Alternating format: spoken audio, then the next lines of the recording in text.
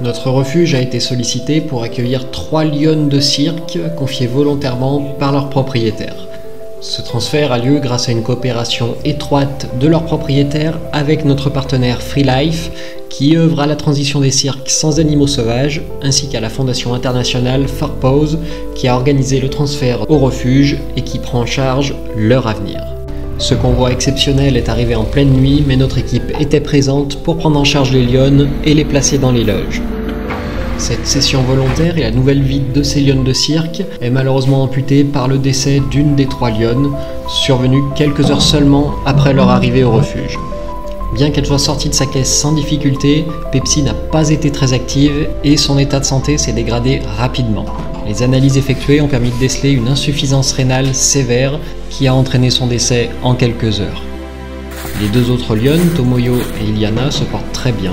Elles sont très affectueuses l'une envers l'autre et se sont montrées très proches de nos équipes dès leur arrivée.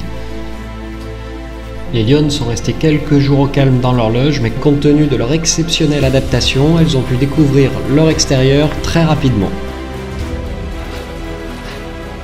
Leur passage à Saint-Martin-la-Plaine ne sera que de courte durée, puisque grâce à Farpause, ces lionnes pourront être transférées en Afrique du Sud au sanctuaire Lions Rock.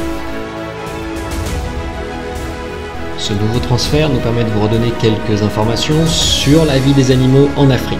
Comme tous les lions qui sont passés par notre association et qui vivent en Afrique, ces lionnes ne peuvent pas être relâchées. Elles vivront dans un grand espace clos dans la savane, avec des équipes sur place qui continueront de les nourrir et de les soigner.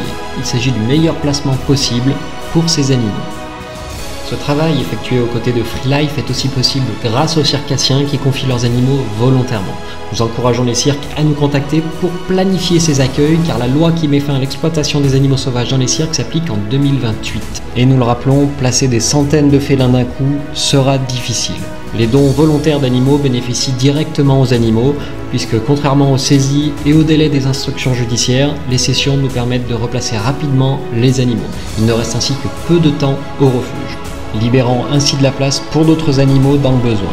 Pour preuve, Tomoyo et Iliana partiront pour l'Afrique du Sud au printemps.